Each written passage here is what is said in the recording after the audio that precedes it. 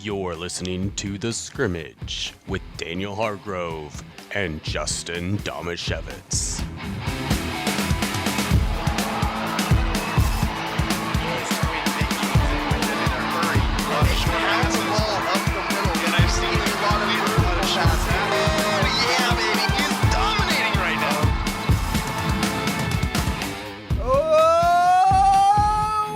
Philadelphia, born and raised.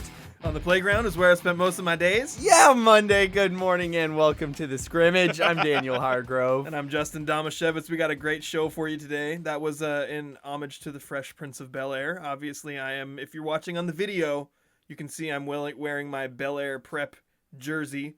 It does say Smith number 14 on the back for anybody who's interested. But we do have a great show today. We got lots of topics to talk about. There's a little bit of Seahawks news, and we're also going to talk about Daniel's new workout routine, which involves VR video games. Yes, I was sweating. Also, we're going to take a look at some Felix Hernandez talk, which, yeah. Let's get it going with the 2-minute drill brought to you by State Farm agent Mark Rossetti. Let's go, hold up. You gotta hurry. Hey, 2-minute situation, 44 seconds, hand the ball to the ref. Gonna do it right. 3 jet Buckeye on 1 right 3. The 2-minute drill starts now. According to the NFL on CBS Twitter account, DeVante Adams is the only player in the NFL with 4,000 receiving yards and 40 touchdowns since 2016.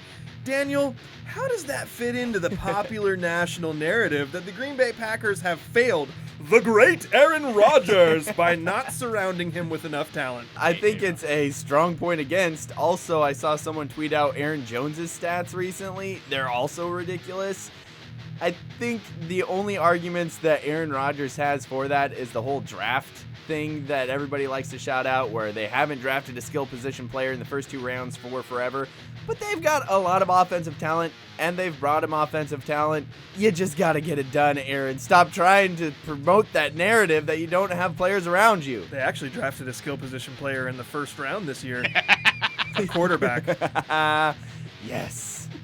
The San Antonio Spurs' 71-year-old head coach Greg Popovich said on Saturday that the NBA bubble at Disney World is the safest place to be. Justin, do you think he's right? I really appreciate the fact that Greg Popovich is going to go into the bubble and coach his team, and I appreciate the fact that the NBA has made him feel safe.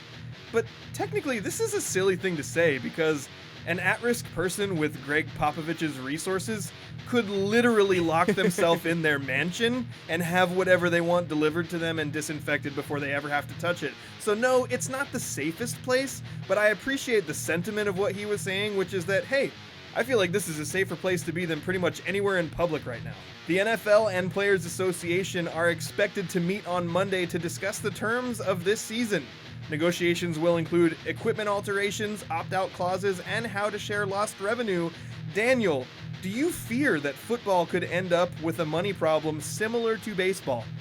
Fear, yes. Hope, no. But man, when you see some of those things in there, like how to share lost revenue, that freaks me out, especially when you see the reaction of the players to just something as small as, hey, we're not going to do any post-game things like switching out jerseys anymore, and you see the player reaction to that. I don't think they're going to have a lesser reaction to, hey, you're not going to get as much money this year. So if that comes into it, look out. In sports, trying to get started back up have come with nothing but problems so far for every league, and it seemed like football was just cruising right along, but now when it's actually getting down to it, yeah, those fears are starting to creep up that football could hit some of those delays as well.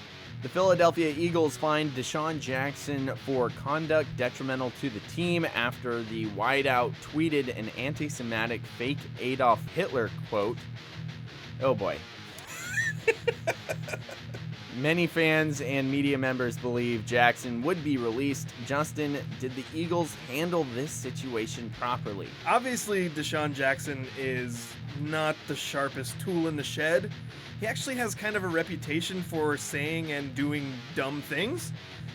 That being said, I don't really think that someone saying or doing something dumb or offensive in that situation and in that context on his Twitter account is a reason for someone to be released. And I feel like people just, especially the national media, they just love to blow up and overreact about these things. I think a fine is appropriate. And if he was a crappy player where they decided, he's not worth the headache, they would release him, but he's not, so they'll keep him. Sorry. There it is. Andrew, is Aaron Rodgers not have enough offensive weapons? Go.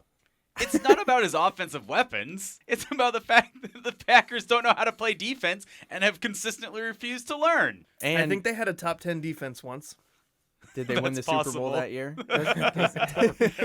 I thought it was funny because I don't have a well-constructed argument here, but my impression of the Packers is that they've been awesome consistently on offense and absolutely god-awful on defense. And I still have dreams some nights about Colin Kaepernick running past them while they pretended he wasn't there. Yeah, in big moments, I think they have been really bad on defense. Yeah. I think their defense, if you looked at the last decade on average, is more average and not bad.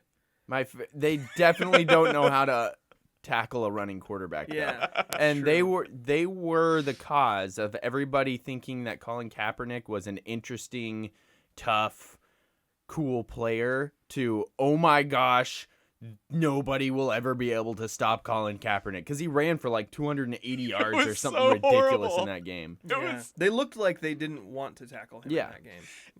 Yeah. Yes, that was it.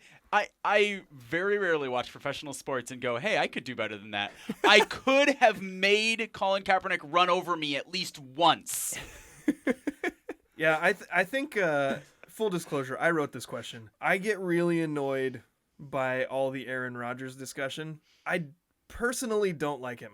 I think he seems like a tool. I don't like him either because he quits halfway through Yes, games that in the too. playoffs. Yes. But aside from all of that, he gets this billing, and it's not like from one or two people. It's a widespread, general, popular opinion that he's the most physically gifted, greatest quarterback we've ever seen, and it's a ridiculous argument. Yeah. It's a stupid thing. Like, it's all based on eyeball test. The only thing that he does really, really well is not throw picks, and then every once in a while just make like an amazing throw or a couple of amazing throws a game that it looks like most people wouldn't be able to do. Yeah.